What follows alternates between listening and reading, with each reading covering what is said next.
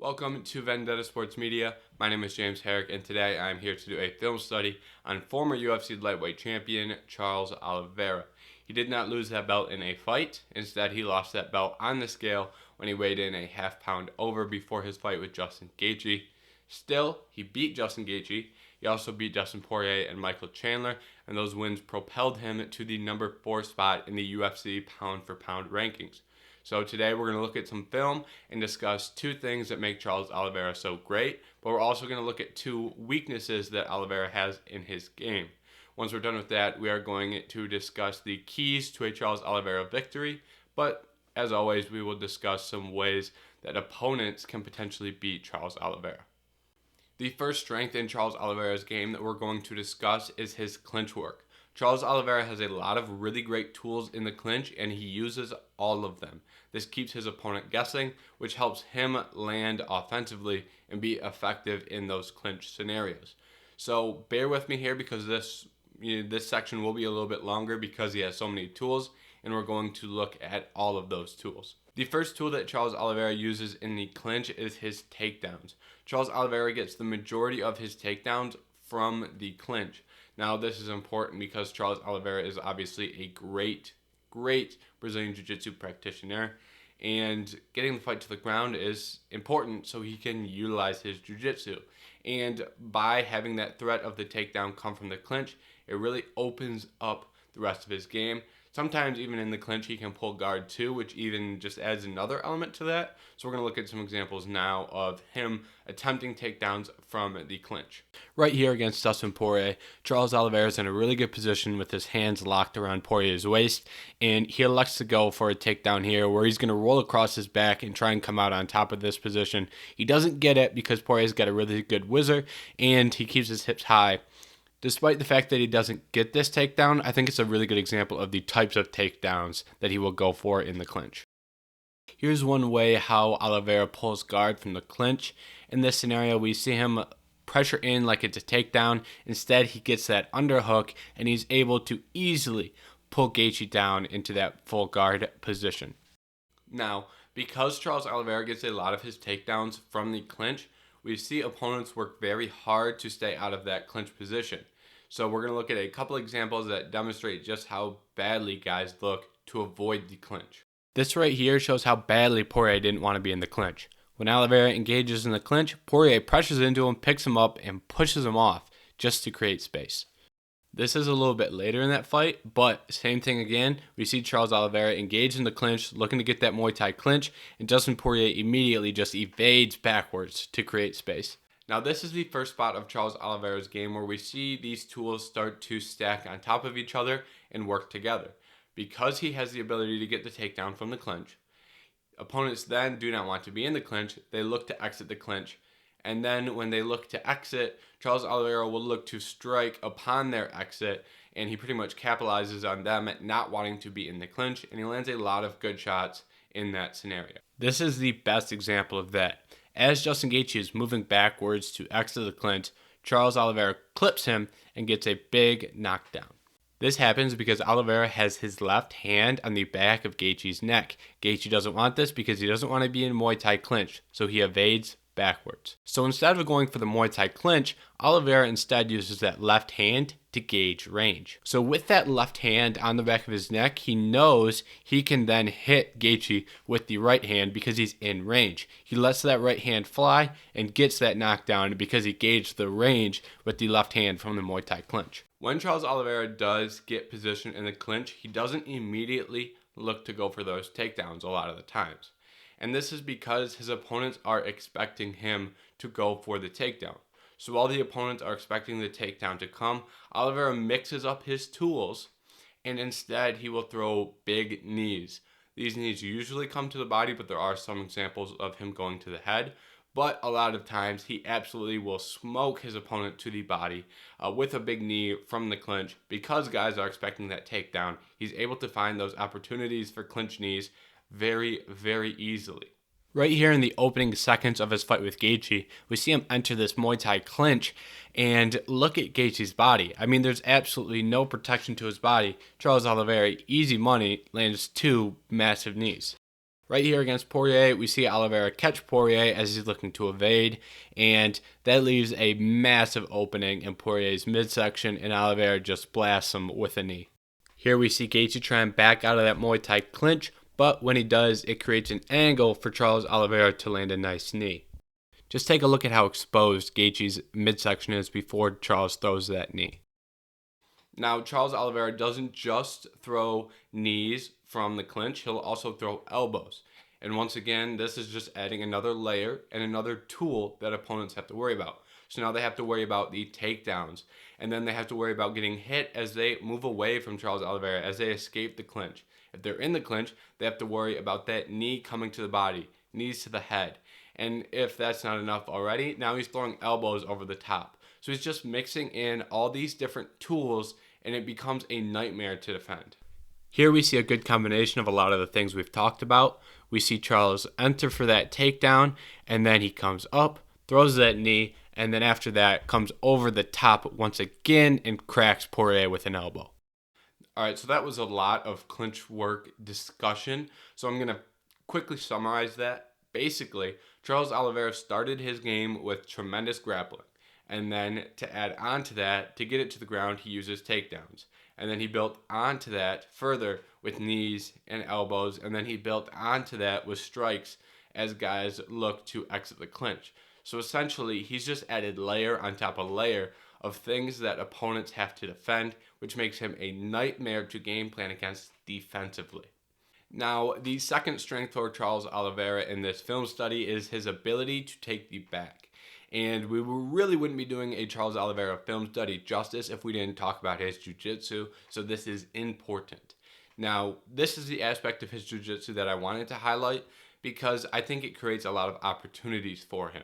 Because he's so quick at getting to the back and he does it so technically, he's able to create himself a lot of offensive scenarios in scrambles where it's a 50-50 position and then snap. Now all of a sudden he's on your back. So we're going to look at a couple examples of how he quickly and efficiently takes his opponent's back. Now we see Oliveira and Gaethje start to scramble here, and the first thing Oliveira does is hook that left arm of Gaethje. This allows him to control position even if Gaethje starts moving and trying to escape. Now from here he does 4 things very quickly.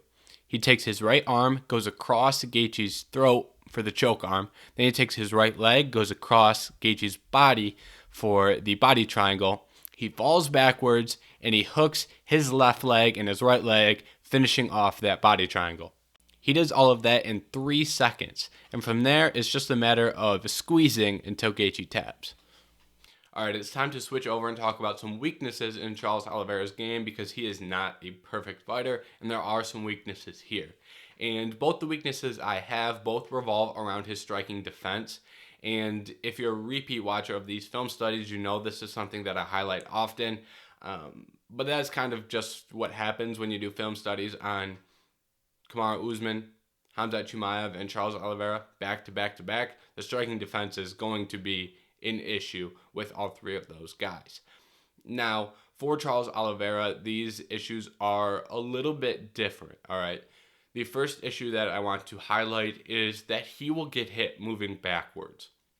If someone's really pressuring him and moving forward and in his face, they land a lot more efficiently. This is normal, I don't want to cast this off as a, some abnormal thing to Charles, but the issue here, which makes it a little bit different and a little bit worse, is that he won't be in good defensive position as guys move forward, which is why he's getting hit. There's times where his defense won't be in the best position, or there's times where I don't want to say lazy, but he, provides his opponents opportunities because he's just kind of moving backwards. The hands are low. There isn't much head movement. So guys that make an effort to blitz and move forward and pressure consistently are able to land effectively. So we're going to look at a couple of clips here where he's really getting hit as guys are pressuring and moving forward. In this clip here, we see Chandler moving forward by throwing these big hooks that makes Oliveira back up. Now, Oliveira this whole time thinks he's out of range, but this last one hits him and hits him hard because he thinks he's out of range, but he's not. So he's not moving his head, and he really doesn't have much defensively. His hand's high, but Chandler goes over top of that and smokes him on the eyebrow. Alright, right here, we see Poirier committed to walking Oliveira down. And in this, Oliveira doesn't really move his head all that much, which allows Poirier the opportunity just to use his accuracy and just pick Oliveira apart with straights and hooks. Once again, we see Chandler moving forward with wild hooks. Same issue as last time, he doesn't think he's in striking range, but this time his hands are low, allowing Chandler to hit him with a clean hook. Plus, Chandler continues that forward pressure, which allows him to add another follow-up shot. The second weakness in Charles Oliveira's game, once again a striking defense issue. This time, it's that he really will be so focused on offense that he provides his opponents opportunities. There's things that he does offensively that really leave him open to counter shots. There's times where he gets over aggressive. He'll really commit to a strike and he will get countered very, very badly. There's times where he's really, just working hard to get in that clinch position. And he's really hand fighting and he's trying to grab the back of your neck and he's trying to enter the clinch. But as he's getting in that clinch, the opponent's just, sat down on a hook or two hooks and they are being successful in landing big shots as he's digging towards that clinch position. There's a couple other scenarios too. There's times where he will pick up that lead leg as he goes to throw a teep because the lead leg up, it could be back or lead leg, but there's times where he will feint teeps or throw teeps and guys will simply just step into that and they will hit him as he's playing around with lifting that front leg. So there's a variety of things here that he does that, kind of allow his opponents opportunities to hit him. And I also want to make this clear that this is not really a flaw in skill. This is more a flaw in his style, right? His style is very conducive to allowing his opponents opportunities.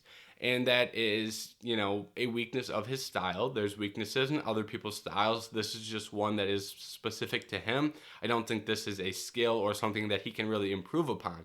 Because when he is aggressive, he is successful. But at the same time, the drawback is that he can get hit when he's being aggressive. So I don't know that there's a big fix here. I think the fix could be changing tendencies, possibly a fix, or changing timings. Things like that could help in this scenario. But nonetheless, it's a part of his style, and he gets punished for that being a part of his style. In this clip, Oliveira gets really aggressive, and he throws a big hook. However, he's throwing it from too far away, and he doesn't really disguise it very well. So Poirier is able to read it and land a big counter. This one's pretty simple. After a big exchange, Oliveira is trying to get into the clinch position, but he doesn't get it, and that leaves him open for a massive uppercut from Gaethje. In this clip, Oliveira is really aggressive. He's moving forward so much that he's just walking into strikes, and then he tries to counter one of the jabs he gets hit with an uppercut, which does work, but when you're getting in elongated exchanges with Dustin Poirier, that's very risky, very aggressive, and he gets punished with a big counter hook again. Now it's time to move on and discuss the keys to a Charles Oliveira victory. First off, Charles Oliveira needs to be aggressive. When Charles Oliveira is not aggressive, things don't really go his way. His game is centered around the forward pressure. Forward pressure helps him get into the clinch. It helps him land takedowns. It helps him attack with strikes. It helps him do all these things. So if he's not aggressive, he really just kind of becomes, I don't want to say a punching bag, but he gets hit a lot more. He isn't as offensive. The fight swings a lot in his opponent's favor when they're able to pressure him if Charles Oliveira is not being aggressive. I know we just talked about that, leaving opportunities for him to be hit, but I think that may just be a weakness that he has to live with, which is unfortunate, but I think with the fighting style and the skills he has, that's just something he's going to have to make work. Now, also, he needs to embody and utilize that clinch work. We went and talked at length about the clinch work, how that is so effective, what that does. Utilize those tools, utilize those knees, utilize those elbows, utilize those takedowns, utilize all those list of tools that he has, utilize them because it is successful. It's as simple as that. And then one more small thing, he needs to attack the body. I love it when he's throwing those knees to the body. I love it when he mixes in teeps to the body. Charles Oliveira fights at such a high pace that guys usually tired before him. But in all those fights where guys are getting tired before he's getting tired, he's working to the body. I don't really know what it looks like if he's fighting at that high pace without mixing in the body shots. I don't know if he would get tired before the other fighter, but I think he needs to make a commitment to working to the body to ensure that the fighter that he is fighting gets tired before him. That's just something also that you have to do if you want to fight at a high pace. You have to make sure you're in good shape, and you have to make sure your opponent tires before you. Adding in shots to the body is a great way of doing that. Lastly, is he needs to get the fight to the ground, right? Any point in time, getting the fight to the ground at a minimum reminds his opponents of the danger of being on the ground, right? Also, I don't even care if it's like him landing a takedown and being in strong top position for 5 minutes in a round. I don't care if it's, 50-50 scrambles. If Charles Oliveira is in 50-50 scrambles, there's a strong chance that he comes out on top because he has such good jiu-jitsu, and there's a good chance he finds a submission. So just creating grappling scenarios in 99% of fights is going to be beneficial to Charles Oliveira because of how good his grappling is. There's very few guys in the world who can even mirror or compete with his grappling. So I think that is another important thing that he needs to add in to his game. Now, when it comes to beating Charles Oliveira, I think you have to think out of the box a little bit. It's not an easy task by any means. That's why we've seen at least 3 great fighters fail at that. Nonetheless, I think the first thing that you have to do is move laterally as he looks to pressure. If Charles Oliveira is in your face, you don't immediately have to go back by pressuring through him. I think the smart way to counter that is to move laterally. If you can move laterally, start dodging some of the straight shots and kind of bounce around the center and make yourself hard to hit through lateral movement, I think you could possibly frustrate Charles Oliveira if he can't get his offense going early. So move laterally, see what you can do moving laterally. And if you do have him frustrated from your lateral movements, that's when you look to move forward because he wouldn't be as offensive because you have him frustrated. That would be a good time to pressure forward, get in his face, and then start to work your own offense. You can also work offense while you're moving laterally, jolting in and out of striking positions. But I think if you can really get him frustrated and then capitalize with a lot of forward movement and a lot of forward pressure as you have him backed up because he's frustrated, I think that is one great way to start. And then looking at the clinch work, we've obviously talked a lot about clinch work today. So you have to find a way to counter that. What's the best way to counter that? Well, we've seen fighters fail at looking to just simply escape and back out of that position. And we've seen fighters fail by, hanging around in there and looking to land strikes. I do think that's not a terrible idea. I think you can land strikes from that position. But at some point, you land a big shot to the head, and he smokes you to the liver 4 times and lands an elbow. So I think it's hard to find sustained success in the clinch against Oliveira. I think one thing you could do instead is pressure into that. It may sound a little bit crazy, it may sound a little bit out of the box, but if you can pressure through that and really push Oliveira backwards, right?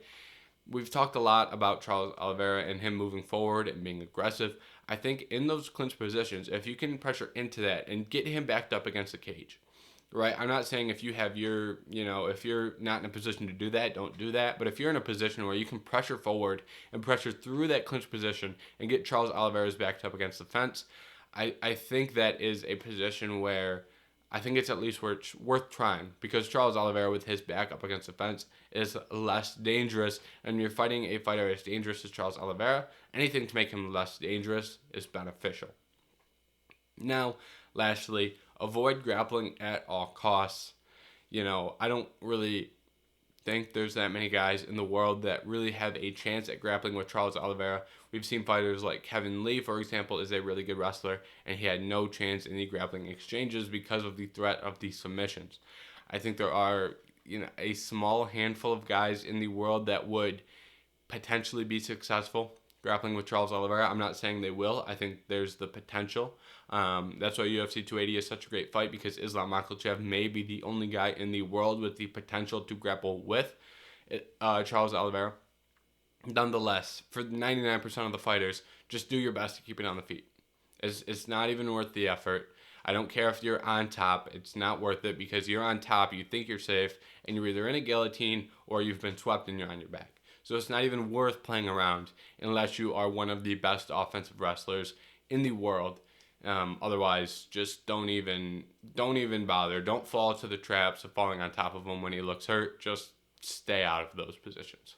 Thank you for watching this film study on Charles Oliveira. I hope you enjoyed it, and I hope you learned a few things about Charles Oliveira and his fighting style and his strengths and his weaknesses. If you did enjoy, make sure you subscribe to the Vendetta Sports Media YouTube.